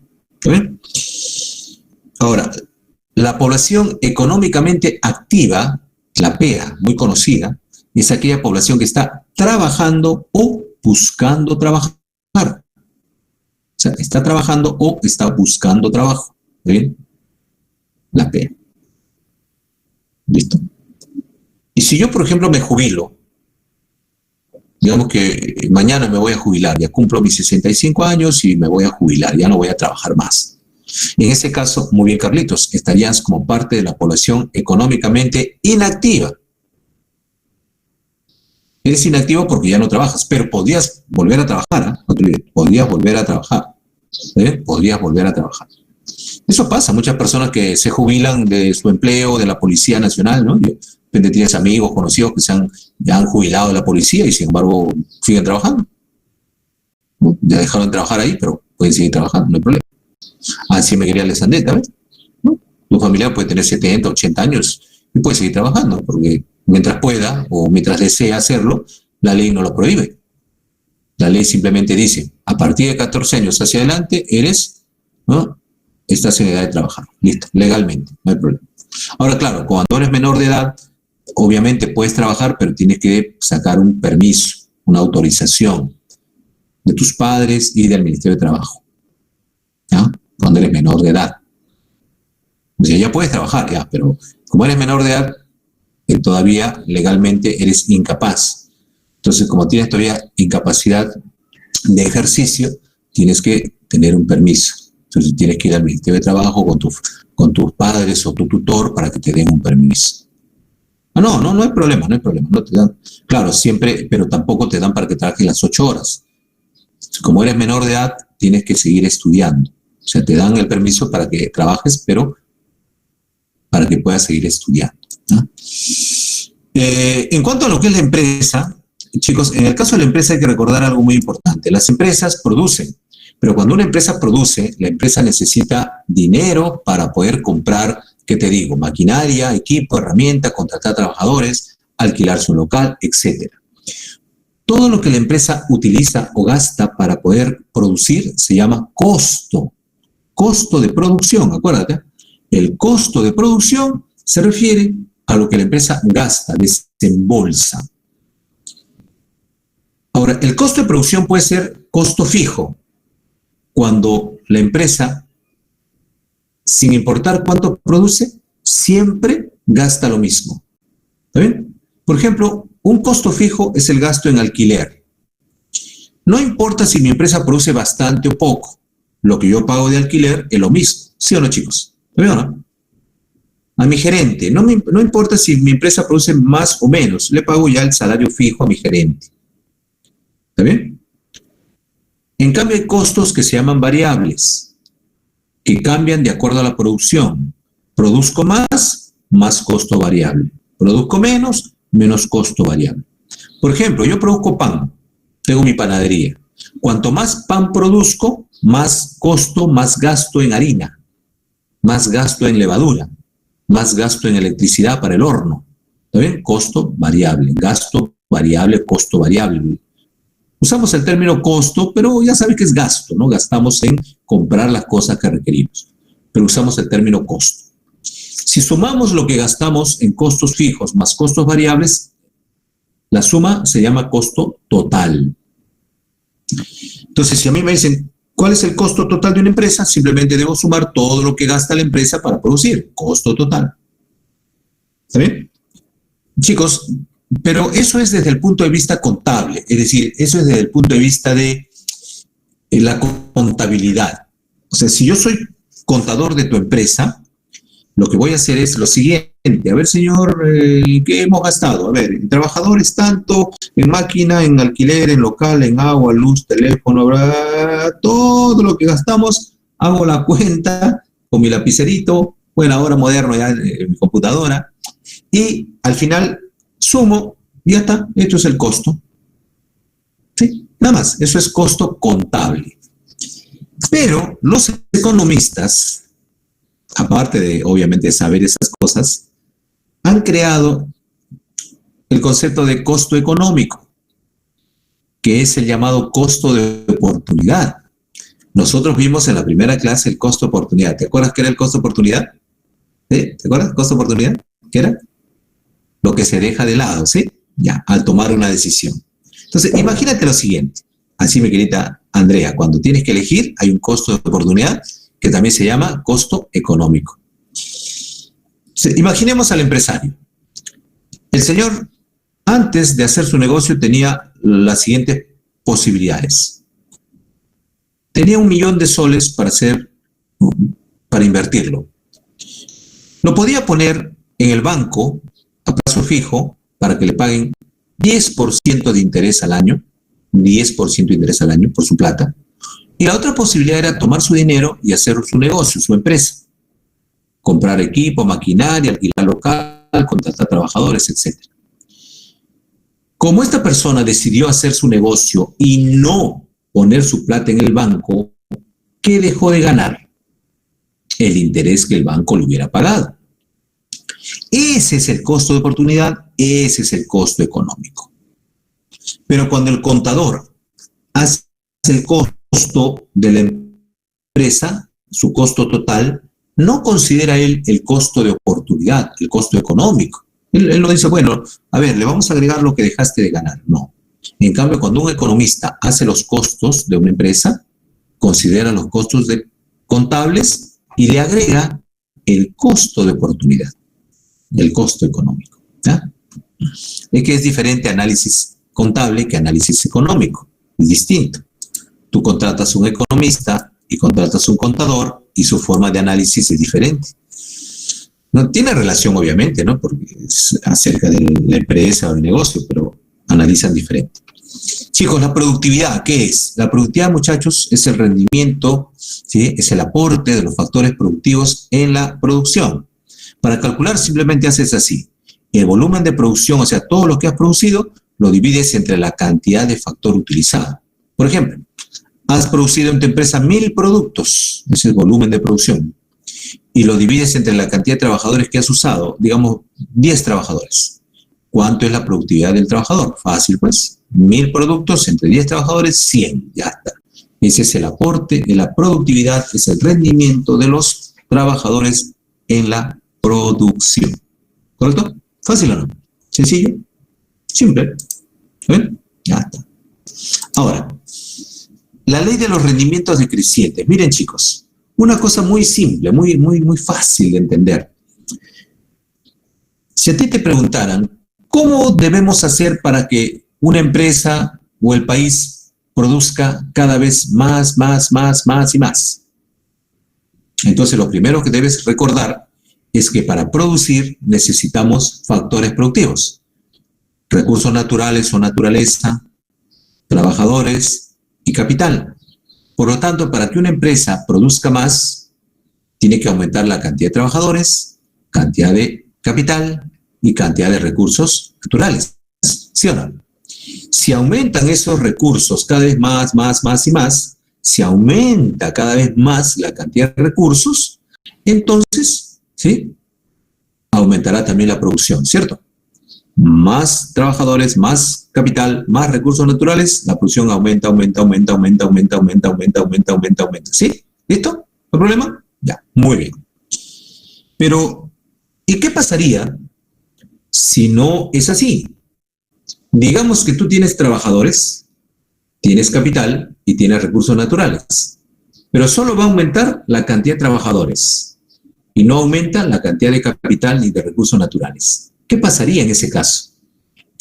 Entonces, la ley de rendimientos decrecientes justamente trata de eso. Y esta ley de rendimientos decrecientes nos dice que si un factor cambia, aumenta, y los demás factores están constantes, no cambian, no aumentan, entonces lo que va a pasar es que la producción va a crecer hasta un límite. Y a partir de ahí va a empezar a caer. ¿Está bien? Eso es lo que dice la ley de rendimientos decrecientes. En términos simples, nos está diciendo que no podemos aumentar la producción de manera infinita, a menos que aumenten los factores continuamente. Pero como en la vida real los factores productivos son escasos, limitados, entonces nos está indicando que no vamos a poder producir cada vez más y más. Esa es la idea, ¿no? Y hablando de ello, es que surge esto, la frontera de posibilidades de producción. Chicos, la frontera de posibilidades de producción nos muestra gráficamente el máximo de producción que se puede obtener utilizando todos los recursos disponibles. Escúchame, por favor. Utilizando todos los recursos disponibles y un cierto nivel de tecnología que tenga tu empresa o país, se puede producir hasta cierta cantidad. No se puede producir de manera infinita o ilimitada. Siempre va a haber un límite, una cantidad. No te olvides que frontera se refiere al límite. Entonces, acá un ejemplito. Mira, observa. Imaginemos que este país o empresa, un país mejor, más fácil, puede producir refrescos, gaseosas en lata o puede producir pizzas. Supongamos nomás, ¿eh? Ponemos dos productos para que sea más fácil de entender la idea. Entonces, mira, si todos los recursos que tiene la economía los dedicara solo a producir gaseosas, refrescos, produciría 0 pizzas y 15 millones de gaseosas como máximo. Ese sería su límite. Al revés, si no produce ninguna gaseosa, ningún refresco de cola, el máximo que podría producir de pizzas usando todos sus recursos sería 5 millones de pizzas. ¿Está bien? ¿Listo? Entonces, como podrás observar, acá este punto A es el punto máximo de producción de gaseosas. Y en el otro lado, el máximo de producción de pizzas sería el punto F. ¿Sí? Ahora, esos son los puntos máximos. Lo que vamos a hacer es unir con una línea, vamos a unir esos dos puntos. Y esta línea resultante es una curva, es una línea curvita, se va a llamar la frontera de posibilidades de producción. O sea, la línea es la frontera, el límite. Y dentro de esta línea, cualquier punto que tú tengas, B, C, D, E, etcétera, cualquier punto que pongas aquí es un punto máximo de producción, lo máximo que puedes producir. En el punto A, 0 pizzas, 15 millones de gaseosas. En el punto B, 1 millón de pizzas y 14 millones de gaseosas. En el punto C, lo máximo que podrías producir sería 2 millones de pizzas y 12 millones de gaseosas. Y así, no te olvides, ¿eh? Sobre esta línea es el máximo de producción que puedes lograr. Hay varias posibilidades. Cualquier punto que tú encuentres dentro del área, en este caso, esta que está aquí de cremita, es un punto de producción alcanzable, pero no máximo. Por ejemplo, el punto Z es un punto de producción que se puede alcanzar, pero no es un punto máximo. Para que sea máximo debe estar sobre la línea celeste. ¿Bien? Y cualquier punto que tú encuentres o que te pongan o te señalen que está fuera del área delimitada por esta línea, es un punto inalcanzable. Por ejemplo, este punto H. Este punto H es un punto de producción inalcanzable. No podemos llegar a producir acá. Lo máximo es cualquier punto sobre esta línea. Y obviamente podemos producir también dentro del área alguna cantidad, ¿no? ¿Está bien? ¿Se notó la idea, chicos? ¿Se entendió la idea? Entonces, es simplemente una representación para decirnos que no podemos producir al infinito y más allá. No, solamente podemos producir hasta un cierto nivel. Claro. ¿Ah? Obvio. Imagínate que en el Perú usáramos todos los recursos que ahorita tenemos disponibles. Trabajadores, máquinas, locales, tierra, todo. Obviamente, por más que usemos todo lo que tenemos disponible en este momento, debe haber un límite, ¿sí o no? Una cantidad máxima que podríamos llegar a producir, ¿cierto? Eso es lo que te está diciendo esta gráfica, que hay un límite en la capacidad de producción. Chicos, ¿podría aumentar este límite? O sea, ¿podría aumentar la cantidad de producción de la economía? ¿O siempre se va a quedar ahí en esa línea? No, sí puede aumentar. Así es, Anderita. Claro, muy bien, Marilyn, Owen. ¿Y cómo puede aumentar? Ya te dije. Para producir se requieren factores productivos. Entonces, si aumentara la cantidad de población, eso podría permitir producir más. Si aumentamos la cantidad de tierras para sembrar, por ejemplo, podemos producir más. Si desarrollamos una nueva tecnología, podemos producir más. ¿Te das cuenta? O sea, sí podemos aumentar nuestra producción. Claro, no al infinito, ¿no? Pero podemos ir aumentando poco a poco, ¿no? Mejorando nuestra tecnología, aumentando la cantidad de capital, creando nuevos métodos de producción, aumentando la población. Todo eso va a permitir que la economía pueda crecer, producir más. ¿Sí? Obviamente, si ocurriese una guerra, ¿qué pasaría con la frontera si se da una guerra? La frontera no se expande, sino que se contrae, se reduce.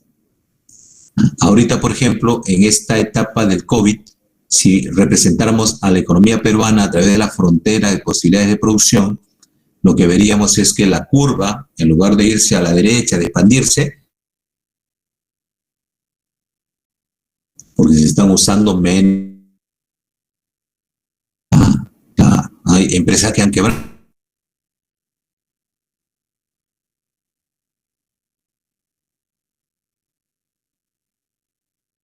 Los consumidores.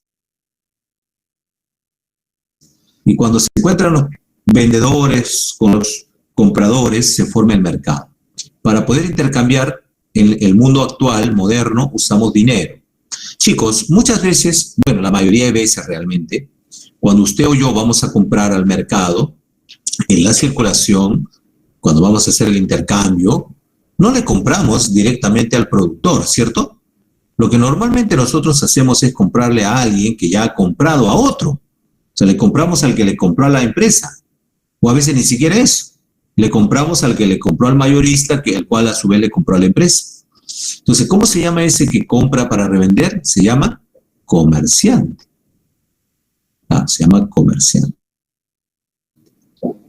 El comerciante. Ahí encontramos también en la circulación el transporte, que nos permite llevar la mercadería de un lugar a otro. Pesos y medidas como los kilos, metros, etc. Los bancos que le prestan plata al consumidor para que compre o le prestan plata al productor para que produzca.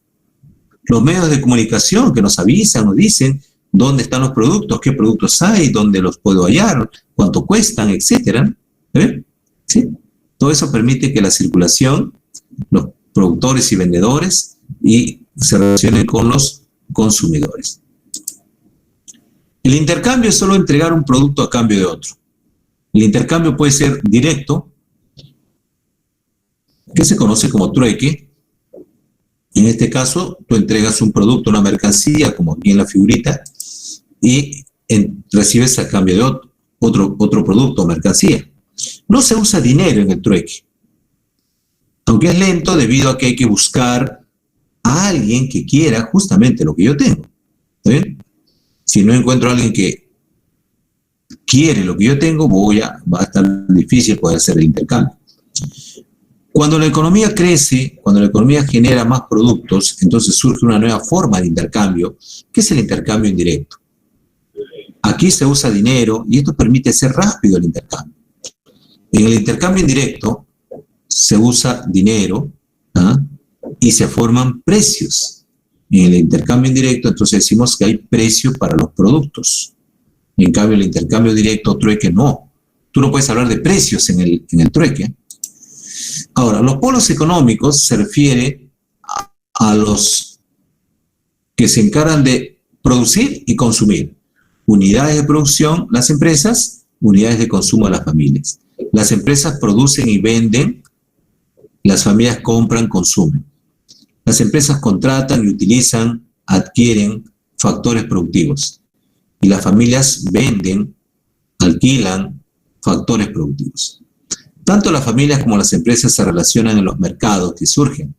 Por ejemplo, en el mercado de bienes y servicios se compra y se venden bienes y servicios. Las empresas venden, las familias compran. En el mercado de factores productivos, las empresas compran, adquieren, se alquilan los factores que requieren y las familias venden, ofrecen, alquilan sus factores productivos. No olvide usted que son las familias, ustedes y yo, los dueños de los factores productivos.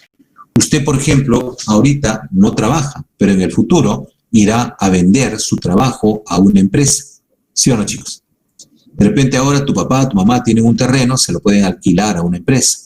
Ese factor tierra, naturaleza, se lo pueden dar a una empresa. El mercado, bueno, ya usted sabe, un mercado es un lugar donde compradores y vendedores se relacionan. También el mercado se puede ver como una relación entre compradores y vendedores, aunque ellos no se vean físicamente. Por ejemplo, los mercados online. Los mercados online. El mercado es el lugar donde se hace el intercambio. En el mercado se forman los precios. Y el mercado también nos dice en qué debemos invertir nuestro dinero, en qué usar nuestros recursos. Chicos, ahorita en estos tiempos de pandemia, ¿en qué deberíamos invertir nuestro dinero si quisiéramos hacer algún negocio? ¿Un restaurante sería bueno? ¿Invertir en un restaurante? Como que no. Quizá en una farmacia, quizá en fabricar productos de limpieza. Podría ser mejor, ¿no? Entonces, el mercado te avisa, dice en qué usar los recursos que tú tienes. ¿Está bien?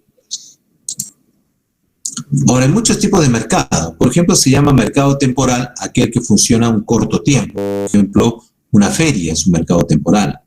Un mercado permanente es aquel que está siempre operando, como por ejemplo Metro, Saga, Ripley o la bodega, ¿no? De repente que está por tu barrio, que siempre está ahí funcionando, dentro obviamente del periodo de funcionamiento normal del negocio, ¿no? Claro, ya sabemos que de repente abre a las 6 y cierra a las 10, ¿no? Eso es lo normal, pero está siempre trabaja. Mercado formal es aquel que cumple con las normas, tiene licencia, permiso, paga impuestos, mientras que el mercado informal es lo contrario, no tiene licencia, permiso, no paga impuestos. El mercado negro es un mercado muy especial, es un mercado donde se negocia, se vende a un precio mayor al establecido por el gobierno. Entonces, no te olvides, el mercado negro surge por el control de precio que hace el gobierno a los productos. Y en el mercado negro se vende a un precio mayor que el precio establecido por el gobierno. Aquellos mercados donde se venden, por ejemplo, productos robados, donde se vende drogas, donde se vende, aquellas cosas prohibidas, se llama mercado ilegal. El mercado mayorista se vende en cantidades grandes, como el mercado de productores de Santa Anita, por ejemplo. Mercado minorista es donde nos venden, pero en pequeña cantidad, como por ejemplo una bodega o metro, ¿no? Donde nos venden en pequeñas cantidades.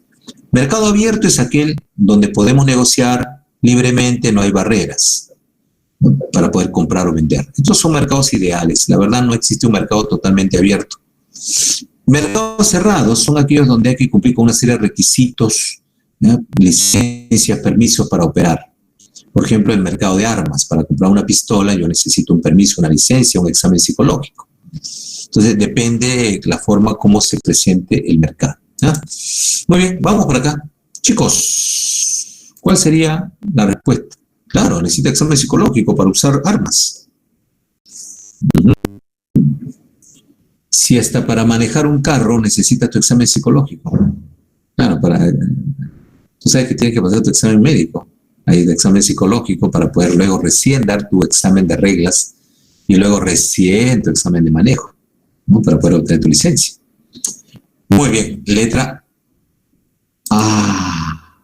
Costo económico o costo de oportunidad, ¿sí? Muy bien. La siguiente. Acá, mira, acá la respuesta es fácil, dice factores derivados. A ver, ¿qué es un factor derivado? El capital, claro, el capital es el factor derivado. Entonces, el capital, ¿sí?, es aquel elemento que el hombre ha creado para producir. Por lo tanto, ahí encontramos, muy bien, cuchillo y máquina son capital. En este caso, en esta empresa, en este negocio, ¿no? El cuchillo y la máquina moledora son formas de capital. Muy bien, bueno, acá creo que no te comenté esto. En la producción, chicos, hay sectores productivos, ¿no? En la producción, la actividad productiva se divide en sectores. El sector primario de la producción es aquel donde se extrae, ¿sí?, materia prima. Por ejemplo, minería, agricultura, pesca. El sector secundario es donde se transforman las materias primas en insumos o bienes finales. Por ejemplo, la industria textil, que hace ropa, la industria de alimentos procesados, que hace, pues, por ejemplo, pan, o que hace, ¿no?, fideos, etc.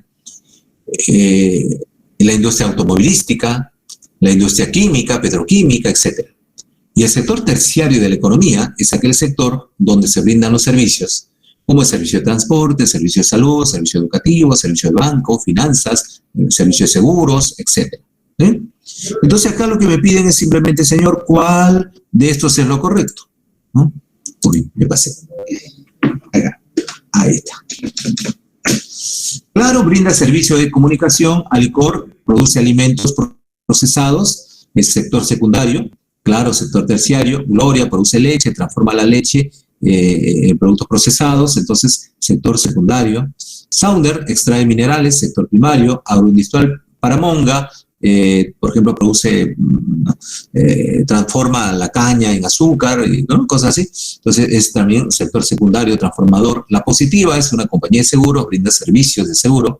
Antamina es una empresa minera que extrae recursos mineros naturales. Entonces, a ver, ¿cuál era la letra?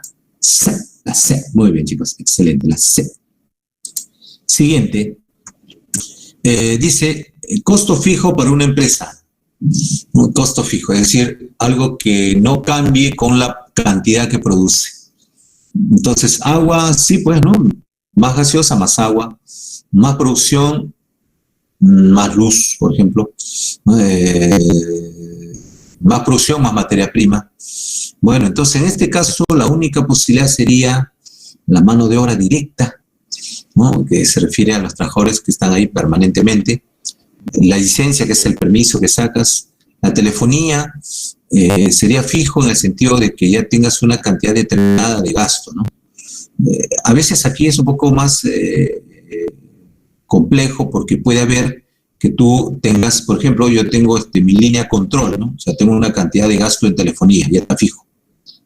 Pero también puede ser una que no tengan, ¿no? Por ejemplo, usted de repente tiene su teléfono, su papá, su mamá, y pagan todos los meses una cantidad fija, ¿no? Pero también puedes gastar un poco más. Entonces, eso va a depender. Bueno, pero acá, bueno, para no hacernos problemas, vamos con eso, ¿no? Vamos con eso.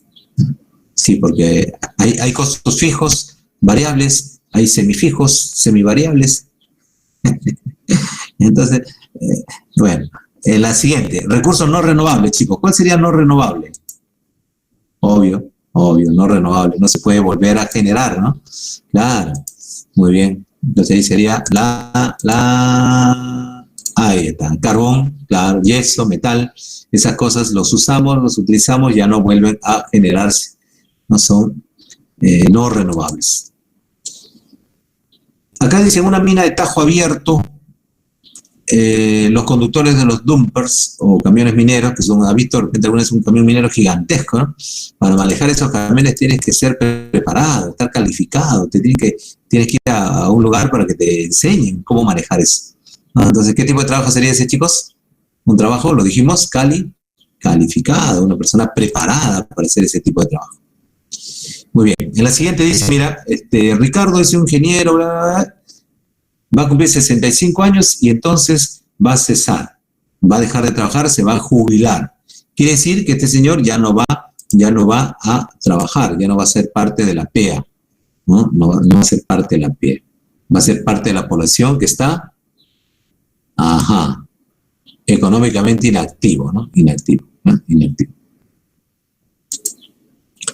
En la siguiente, mira, no te olvides, dentro de lo que es el trabajo, la población económicamente activa puede ser, como te dije, adecuadamente empleada o puede ser subempleada.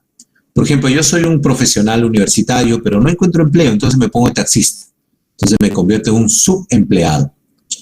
Entonces yo como profesional no encontraba empleo, pero ahora que han surgido estos aplicativos, estas empresas como Uber y otras más, entonces puedo a trabajar en eso, subempleado, pero el trabajo. Entonces, en este caso, estas personas están laborando en el sector del subempleo. Entonces, el surgimiento de estas formas de empresa, como Uber, ¿no? Taxitel, bueno, tantos otros que hay, permiten que la población subempleada tenga la posibilidad de tener un empleo. Subempleado, pero bueno. A ver, cuando hablamos de capital, me parece que no te mencioné aquí, el capital, chicos, se refiere a lo que la empresa tiene para poder darle a la gente, ¿ya? El capital puede ser de varios tipos, ¿no? Hay un capital que es variable, que se refiere al capital que la empresa usa para pagar a los trabajadores. El capital variable lo usa la empresa para pagar a sus trabajadores, ¿no? Esa sería acá. Listo.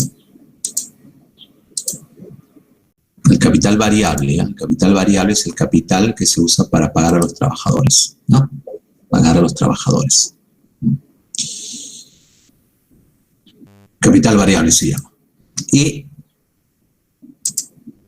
el último que nos dice, ya, algo importante que también debemos recordar es que las empresas tienen un fin lucrativo, es decir, las empresas quieren ganar, quieren obtener ganancias, beneficios. Entonces, cuando el gobierno le pone controles y demás, les limita un poco ese fin que ellos tienen, ¿no? Porque la empresa quiere ganar lo máximo que pueda. Entonces, ¿qué fin está siendo limitado cuando la empresa no es controlada por el gobierno debido a que no se ha establecido una ley que regule, por ejemplo, a las empresas que tienen un gran poder monopólico? Obviamente, ¿no? El fin de lucro, obtener la ganancia, ese es el objetivo de la empresa. El principal objetivo de una empresa, estamos hablando de empresas privadas, obviamente, es ganar. El empresario quiere ganar, él quiere su ganancia, ¿no? Si él obtiene su ganancia, está feliz, ¿no? Buena, dice, excelente. Y muchas veces los gobiernos los apoyan a la empresa. Y no está mal que una empresa gane, ¿no? Lo que está mal es que abuse de su poder. Entonces hay empresas que son muy grandes, muy poderosas y a veces abusan del poder que tienen y no solamente van contra las personas, sino incluso contra el gobierno. Entonces en Estados Unidos, por ejemplo, hay ley antitrust, ley antimonopolio, y muchas veces el gobierno de Estados Unidos ha puesto en juicio, ha llevado al tribunal a juicio a las empresas como Microsoft o Facebook, o les han puesto multas enormes a estas empresas porque aprovechan de su enorme poder, ¿no? Claro. En China, de repente has leído por ahí, en China, el gobierno chino, para evitarse este problema, los controla mucho, ¿no? Les da libertad, pero también los controla para evitar que sean muy poderosas y se puedan ir contra el gobierno, contra la población, sobre todo contra el gobierno chino. Entonces, ha habido casos, ¿no? Tú puedes investigar, ¿eh? De empresarios ricos, los más ricos de China. El hombre más rico de China, el gobierno de China lo mandó 18 años a la cárcel. A otro súper rico, 14 años. A Jack Ma, el hombre más rico de China, hace unos días, también, ¿no? ¿Por qué? Porque Jack Ma, ¿no? El fundador de Alibaba, criticó al gobierno. Así es. En cambio, en el Perú no, pues en el Perú el gobierno los apoya, los empresarios, hace loquito ahí, ¿no? Bueno, chicos, muchas gracias. Llegamos al final. Gracias a todos ustedes, chicos. Muchas gracias por su participación. Excelente. Cuídense mucho, muchachos. Sigan así.